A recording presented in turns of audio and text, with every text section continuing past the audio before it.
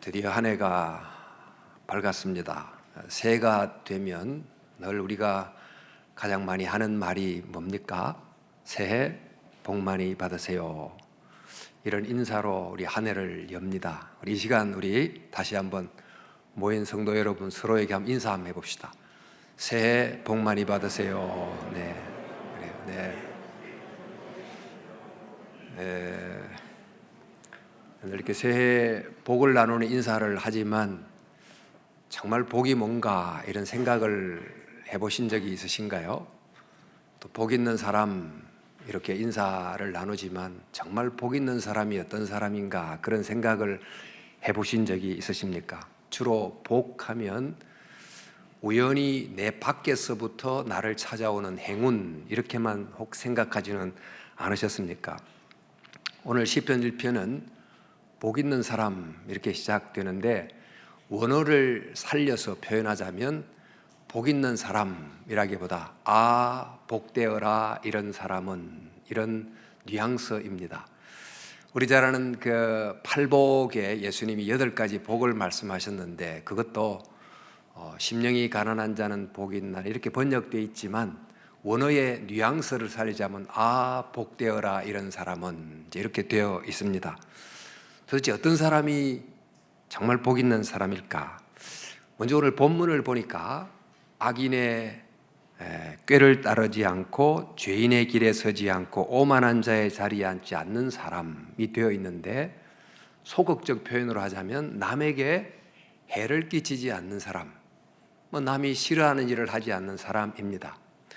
그런데 이 사람은 또 어떤 사람인가? 철을 따라 열매를 맺는 나무와 같은 사람으로 표현되어 있어요. 나무에 열매가 많이 맺히면 나무도 복이 있지만 그 열매 때문에 다른 사람도 복이 됩니다. 그래서 복 있는 사람을 좀 적극적으로 표현하자면 남에게 복이 되는 사람이지요.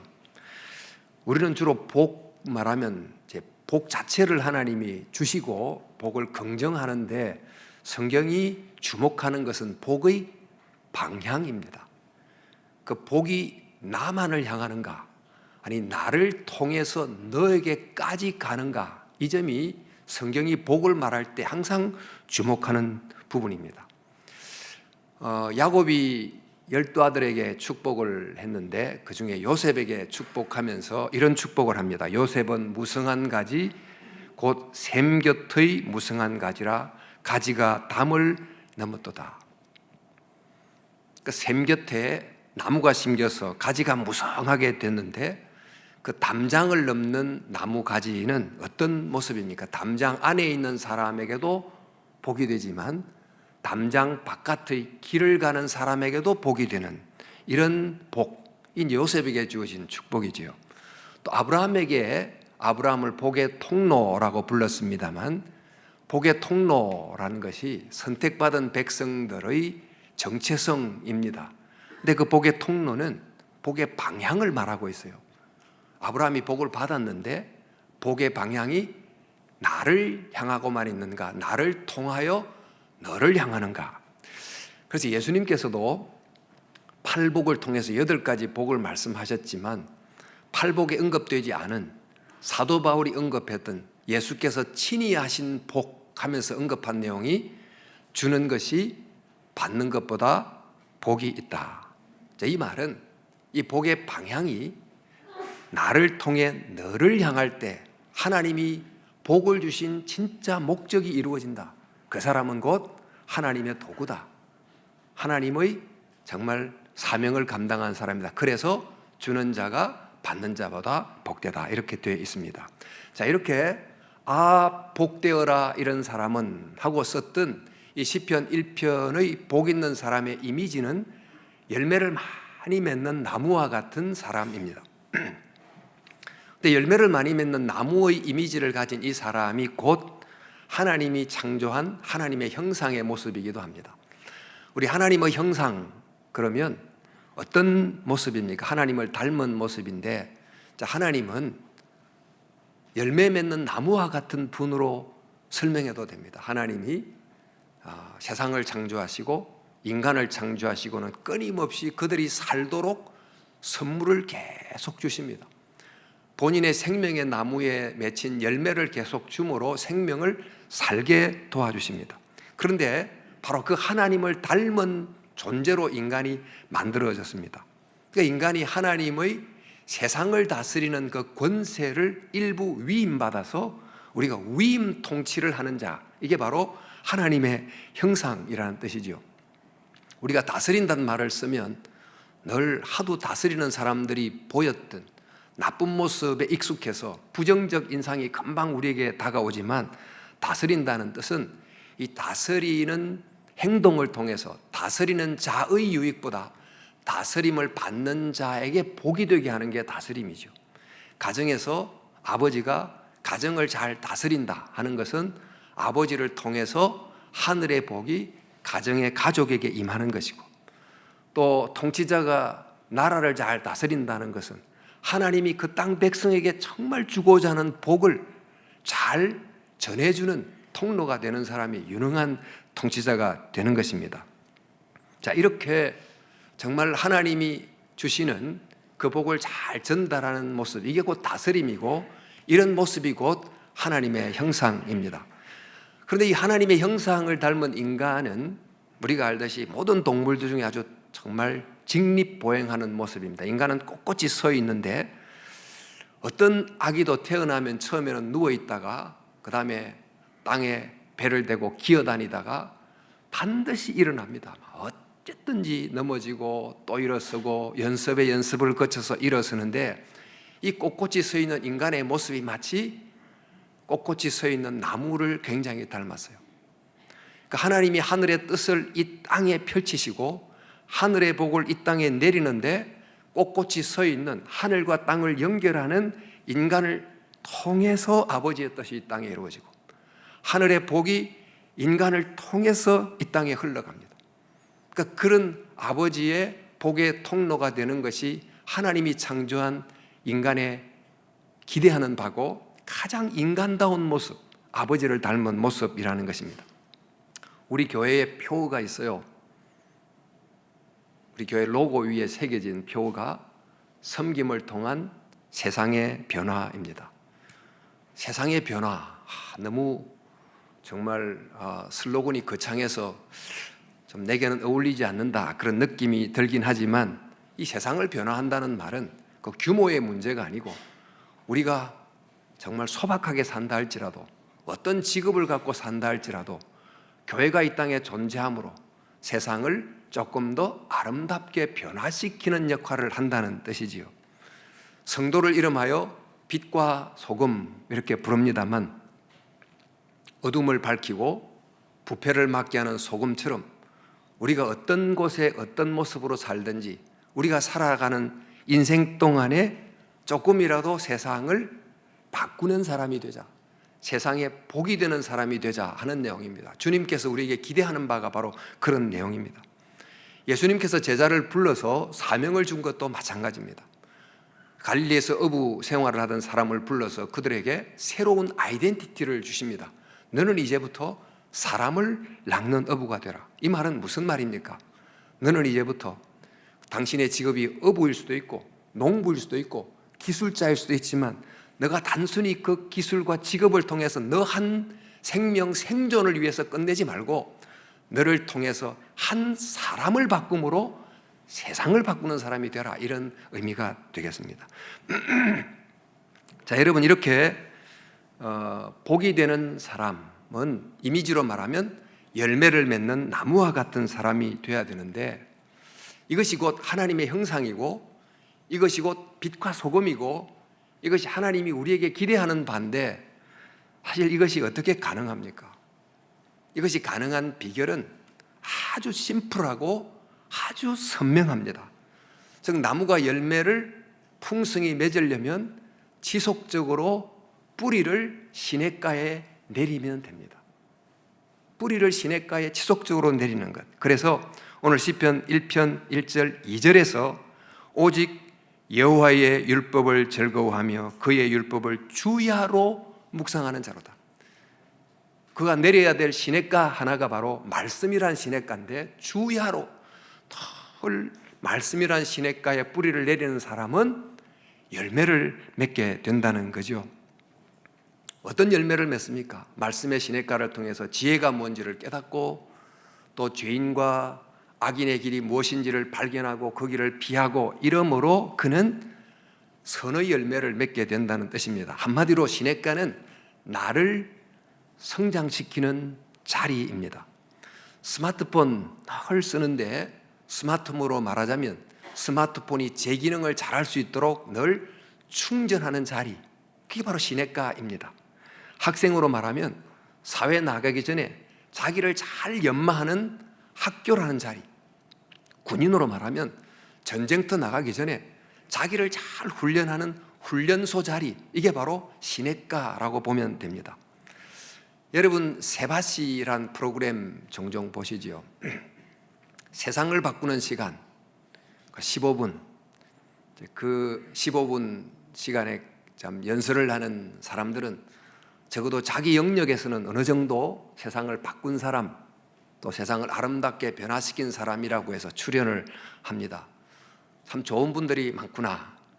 또 한국에는 세바시가 있지만 또 미국에는 테드라고 하는 아주 좋은 강의가 또 있긴 합니다만, 그들이 어떻게 해서 세상을 바꿀 수 있었을까? 세바시에 나왔던 굉장히 많은 인물들이 있고 저희 교회에 있는 분들 중에도 나오신 분이 있습니다만 손장로님도 나오셨고 했는데, 그 중에 켈리 최라고 하는 분이 세바시에 여러 번 나왔어요. 혹시 보신 분이 있는지 모르겠습니다만 이 켈리 최라고 하는 분이 너무너무 가난한 집안에 태어나서 자기 가족들 중에 2명이 배가 고파 죽기도 할 정도로 가난한 가정에서 태어났는데, 어려운 가정에서 바로 이제 공장에 취직해서 소녀공으로 일을 하다가 고등학교를 다니지만 일하며 다니다 보니까 학력은 고졸인데 사실상 중졸에 가까운 그런 삶을 살았어요. 그가 이제 30대 사업을 했는데 사업에 실패해서 10억 개 빚을 집니다.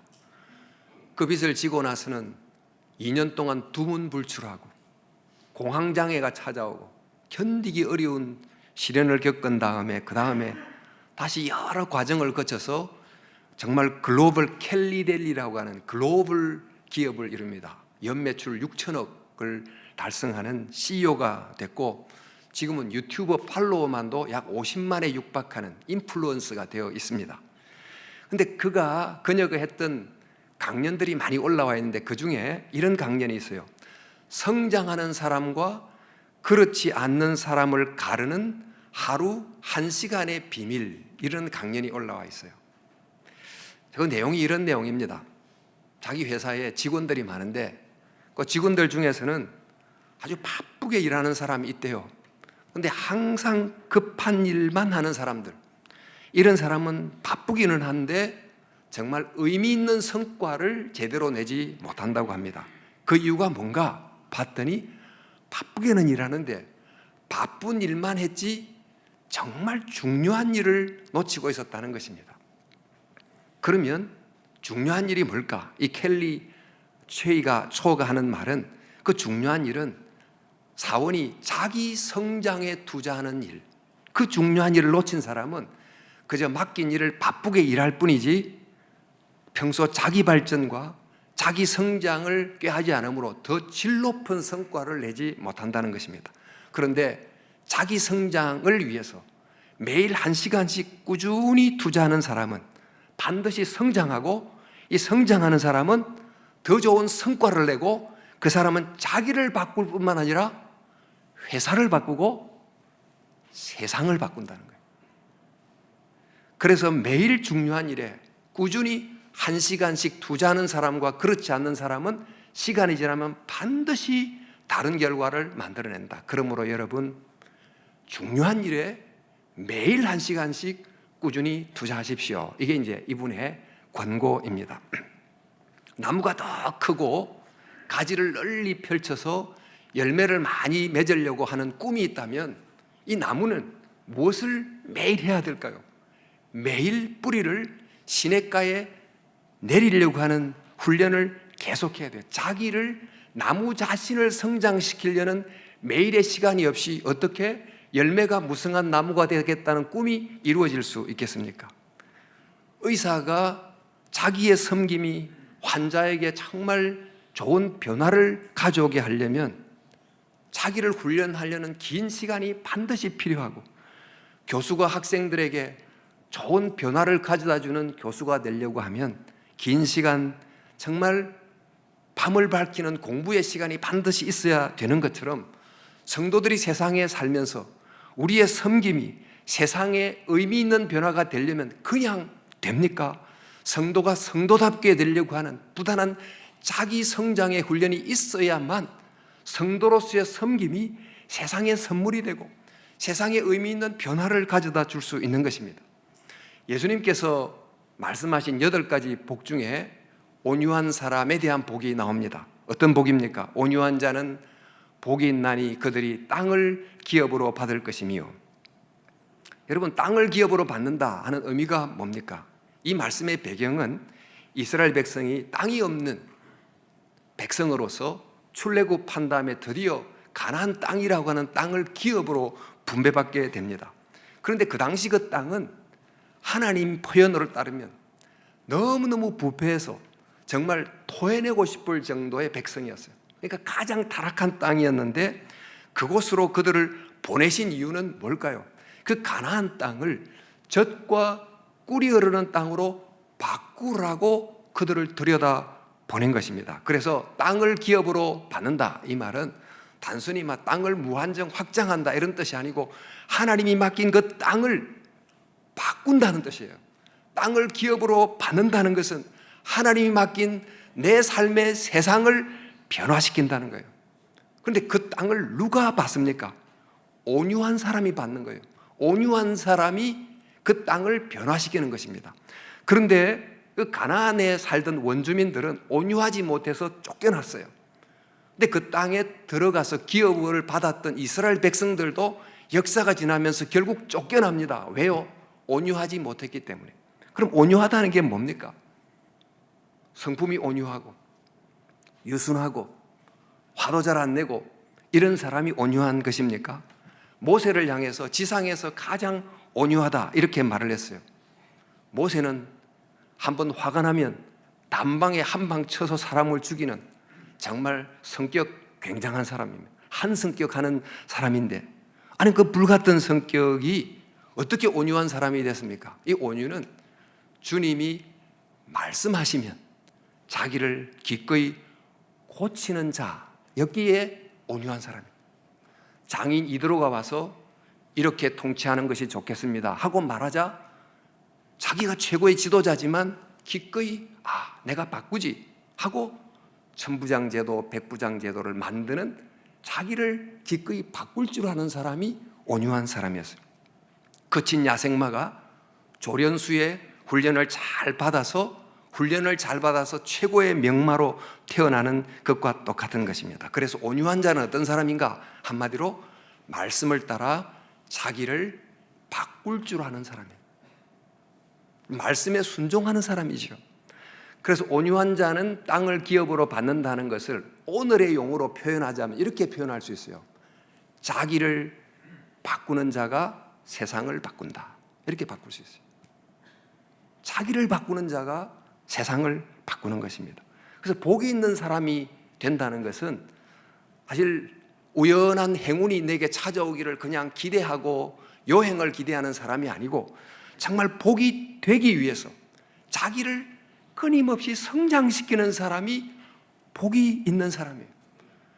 복이라고 하는 열매를 내 인생의 나무에 주렁주렁 맺기 위해서 나라는 나무의 뿌리를 시냇가에 널 내리려고 노력하는 사람이 성경이 말하는 복이 있는 사람이라는 거예요.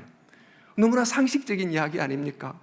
시냇가에 뿌리를 내리지 않는 나무가 어떻게 열매를 맺고, 훈련되지 않는 군인이 어떻게 전쟁에서 승리하고, 공부하지 않는 교수가 어떻게 학생들을 새롭게 만들 수 있느냐는 것입니다. 여러분, 그러면 우리는 열매가 맺는 나무가 되려면 시냇가에 널 뿌리를 내려야 되는데 우리가 내려야 될 시냇가가 어디입니까? 무엇입니까? 우리가 늘 해야 되는, 정말 바쁜 일은 아니지만 가장 중요한 일, 항상 해야 되는 일이 뭡니까? 우리가 하루에 삼시세끼 아무리 바빠도 밥 먹습니다. 왜 그렇습니까? 내가 무슨 중요한 일을 한다고 해도 밥을 먹어서 체력이 뒷받침돼야 할 수 있으니까 이 가장 중요한 일은 절대로 놓치지 않고 밥을 먹고 살아가지 않습니까? 성경이 말하는 인간됨의 정의는 인간은 세 가지 관계로 존재하는 사람입니다. 어떤 관계입니까?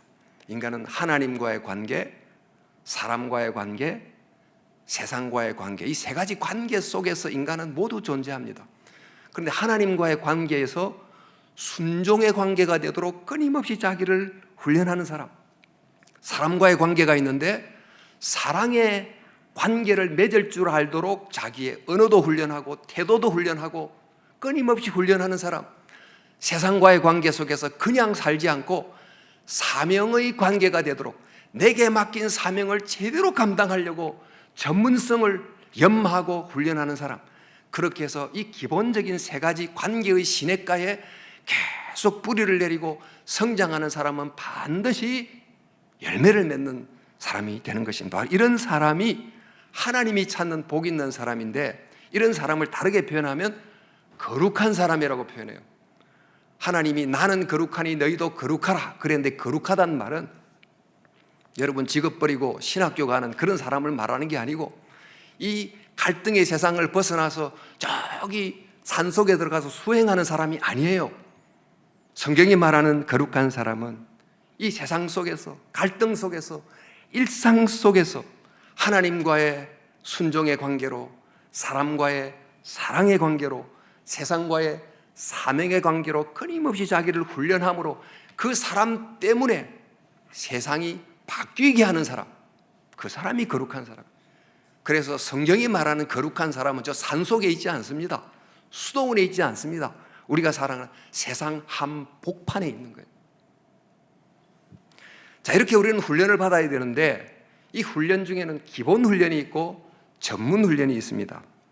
우리가 갖고 있는 직업이 다양합니다만 직업에 따라 전문적인 훈련도 있지만, 어떤 직업이든지 모든 직업은 기본적으로 도덕성이라고 하는, 인성이라고 하는, 성품이라고 하는 기본기가 이제 갖추어져야 되잖아요. 사람이 돼야 어떤 직업도 하는 것과 똑같이 기본기가 굉장히 중요합니다. 운동도 종목이 굉장히 다양하지만 기본 체력이 받치지 않으면 어떤 운동도 할 수 없는 것처럼 기본 훈련이 굉장히 중요한데, 그 기본기 중에 가장 기본기, 그 하나님과의 관계에서 가장 기본 훈련이 바로 뭡니까? 바로 말씀 훈련이에요.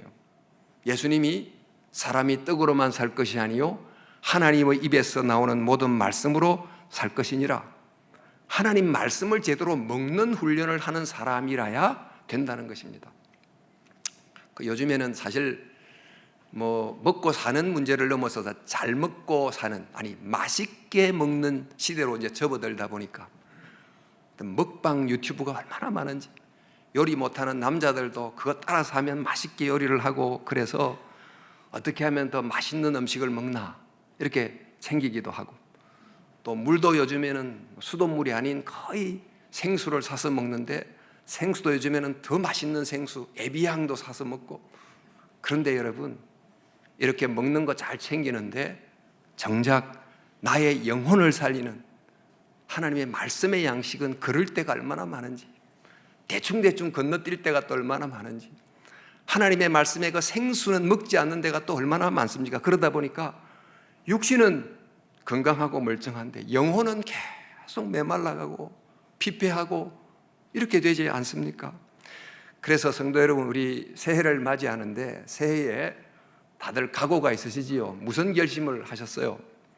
새해에 우리는 작년보다 더 많은 열매를 맺자, 이런 나름대로 여러분이 하는 일에 더 많은 열매가 있을 겁니다만, 열매를 많이 맺자 이런 각오를 말하기 전에 무슨 각오를 반드시 가져야 될까요? 시냇가에 뿌리를 꾸준히 내리자. 이 결심이 없으면 열매를 많이 맺자, 이 의미가 없는 거잖아요. 세상을 변화시키자. 좀 더 아름답게 바꾸자. 내 가정을 좀 새롭게 하자. 말하자면 내 나무의 열매가 풍성하기를 기대하는 꿈을 많이 가지면 가질수록 반드시 해야 될 필수적인 이런 각오는 나는 매일같이 가장 중요한 일을 하리라. 매일같이 가장 중요한 일에 1시간을 내가 투자하리라. 나는 내 말씀의 시냇가에, 기도의 시냇가에 꾸준히 뿌리를 내리리라. 이 결심이 열매를 많이 맺겠다는 무슨 각오가 무슨 있습니까? 의미가 앞서 말씀드린 것처럼 교회의 비전은 세상의 변화인데, 변화라고 하는 세상의 변화라는 열매를 교회를 통해 많이 맺고 싶은데 어떻게 이게 가능합니까? 어떻게 이게 섬기는 사람이 영적 훈련을 통해 성장된 모습으로 섬겨야 세상이 변화되지. 성도가 성도답지 못한 모습, 훈련되지 못한 환자를 치료하듯이 미숙한 모습으로 세상을 섬기면 어떻게 세상이 아름답게 변화될 수 있겠습니까? 그래서 금년도 우리가 가져야 될 중요한 목표는 정말 궁극적 목적은 섬김을 통한 세상의 변화지만 그것을 가능하게 하는 목적이 뭡니까? 훈련을 통한 나의 변화예요. 훈련을 통한 나의 영적 성장이 돼야 되는 것입니다. 그래서 새해라고 무슨 새로운 일을 하려고 생각할 수도 있지만 새해라고 무슨 특별한 새로운 일이 있습니까? 사실 작년 하던 일을 금년도 이어하는 거지 무슨 특별한 새로운 일이 있습니까? 오히려 반드시 해야 되는 중요한 일을 새로운 각오로 하겠다. 이런 마음을 가지시고 가장 중요한 일에 더욱 집중하는 저와 여러분이 되기를 바랍니다. 훈련 중에 기본 훈련이 말씀드린 것처럼 말씀 훈련인데 우리 말씀을 제대로 어떻게 먹고 소화하는가 이 내용을 좀 별도의 시간을 통해서 말씀을 드리려고 합니다만 새해에도 큐티를 하시되 작년처럼 설렁설렁하지 말고 제대로 하시면 좋겠어요. 성경 읽기 작년 했다고 금년 안 할 겁니까? 금년도 하실 텐데 금년 우리 유튜브에 성경 백문백답을 올립니다. 매주 올립니다. 그러니까 성경에 궁금한 내용을 답을 해주는 이 내용을 함께 들어가면서 성경을 읽으면 훨씬 성경을 유익하게 읽을 수 있을 것이고 또 성경을 읽는데 혼자 읽으면 잘 안 되니까 구역에서 카톡에 나 오늘 성경 석 장 읽었는데 그중에 내게 은혜가 되는 성경 구절 한 절을 다 올리기 시작하면 서로 함께 읽으면서 성경 일독이 가능할 겁니다. 새해에 정말 성경 일독 목표를 잘 할 수 있기를 바라고요. 또 정말 중요한 기도는 기도 훈련 아닙니까? 기도에 대해서는 참 할 말이 있어요. 우리 한국 교회가 왜 정말 힘을 잃게 됐을까? 여러 이유가 있겠습니다만 그 이유 중에 분명한 이유 하나는 기도의 약화라고 봐도 결코 틀리지 않을 겁니다. 옛날에는 적어도 기도한다면 적어도 30분은 한 것 같은데 요즘에는 기도 20분도 길다고 느끼고 아니 10분도 제대로 못해서 그냥 자리에 일어서는 분들이 여기에는 없으시겠죠? 그런 분들이 많아요. 기도의 기초 체력이 약해도 너무 약해버린 우리가 교회가 세상을 섬긴다고 하면서 봉사도 가고 활동도 많이 하지만 사실 우리가 가서 어떤 물품을 전달해 준다고 하는 봉사가 유익하긴 하지만 얼마나 큰 유익을 끼치겠습니까? 교회가 세상에 줄 수 있는 정말 의미 있는 봉사가 뭘까요? 그건 바로 중보기도예요. 여러분 우리가 우크라이나 위해서 모금을 해서 필요한 필수품을 보냅니다. 도움이 되지요. 그러나 그게 우리가 세상을 섬기는 전부입니까? 이 자리에 모여서 우크라이나를 위해서 간절히 기도하는 중보기도의 섬김이 없이 정말 어떻게 세상을 우리가 섬긴다는 것입니까? 뉴스를 보면서 세상이 이렇게 돌아가면 되느냐고 한탄하고 또 뭐 이 사람이 이렇게 해서 되느냐고 하고 또 질책도 하고 그렇게만 하지 그들을 위해서 기도했습니까? 그들을 위해서 중보기도 했습니까? 이런 기도의 섬김이 없이 어떻게 정말 열매를 맺을 수 있겠습니까? 이제 내일부터 신년 새벽 기도회를 합니다만 나를 위해서도 기도해야 되지만 중보기도하는 시간을 우리가 가져야 됩니다. 정말 기도회를 해보면 닷새 중에 하루 이틀은 나와요. 그러니까 5일을 채우지 못해. 하루 채우고는 그냥 주무셔. 여러분, 5일도 채우지 못하는 허약한 기도 체질로 어떻게 하겠다는 거예요? 직분자가 되면 5일은 나올 수 있어야지. 하루 나오고 끝내고. 여러분, 우리가 정말 기도의 기초 체력을 좀 정대시키기를 원합니다. 기도의 시냇가에 뿌리를 내리지 못하고 어떻게 성숙의 열매를 맺겠습니까? 금년부터 금요 찬양 기도회를 저희가 갖고자 합니다만, 윈더 찬양팀이라는 찬양팀을 불러서 정말 뜨겁게 찬양하고 기도하는 시간을 가지려고 합니다. 여러분, 금요일 날 구역 모임이 없는 구역들은 와서 기도하십시오. 또 구역들 중에 또 금년 중에 우리 구역 기도회를 가지자, 이렇게 좀 몇 분을 정해서 나오셔도 좋습니다. 어쨌든 이 시간에 마음의 기도에 불을 붙이셔가지고 여러분이 모닥불을 만드는 불타는 장작이 돼서 구역이 모일 때마다 따뜻한 모닥불이 피어진 행복한 구역이 되도록 기도의 시간에, 기도의 시냇가에 여러분의 뿌리를 반드시 내릴 수 있기를 바랍니다. 우리가 훈련해야 될 훈련이 매우 많습니다만, 사도 베드로는 우리가 구원받았습니다, 그리고 끝, 이렇게 하지 않고 여러분이 구원받았다고 하면, 여러분이 정말 신성한 성품에 참여하는 구원받은 자가 됐다면 그 다음에 반드시 훈련에 훈련을 거듭하세요. 자기를 성장시키는 일에 매일 시간을 투자하세요 하고 우리를 권고합니다. 한번 볼까요? 베드로전서 1장 4절에서 7절. 이로써 그 보배롭고 지극히 큰 약속을 우리에게 주사 이 약속으로 말미암아 너희가 정욕 때문에 세상에서 썩어질 것을 피하여, 그 다음에 신성한 성품에 참여한 자가 되게 하리 하셨느니라.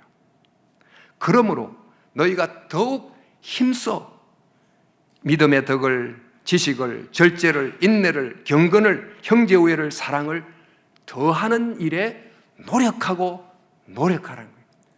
자기 훈련을 위해 시간을 내라는 것입니다. 사도 바울은 또 어떻게 말합니까? 공허한 이론과 저속한 신화나 전설을 가지고 논쟁을 하면서 시간을 낭비하지 마십시오.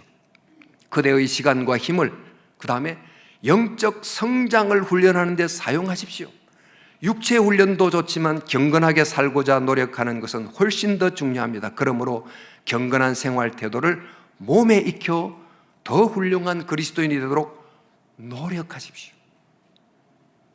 여러분, 새해가 왔습니다. 적어도 결심을 하고 새해를 시작해야 될 텐데 어떤 결심을 할 것입니까? 내가 새로운 일을 하리라, 이런 결심 물론 필요합니다. 그러나 필수적이고 절대 놓칠 수 없는 중요한 일에 매일 시간을 투자하리라, 이런 결심을 할 수 있기를 바랍니다. 열매를 많이 맺으리라, 그런 꿈은 가지지만 그 꿈을 위해서 매일 꾸준히 말씀의 시냇가에, 기도의 시냇가에, 가장 중요한 일을 하는 그 훈련의 시냇가에 뿌리를 널 내리리라, 이런 결심을 할 수 있기를 바랍니다. 사랑하는 성도 여러분, 그리하여 우리 모두가 다 나를 바꾸는 시간을 꾸준히 가짐으로 내게 속한 작은 영역, 그게 가정일 수도 있고 내 마음일 수도 있고 내 관심사일 수도 있지만 나를 바꿈으로 세상을 바꾸는 그런 복된 한 해가 다 될 수 있기를 정말 주님의 이름으로 축원합니다.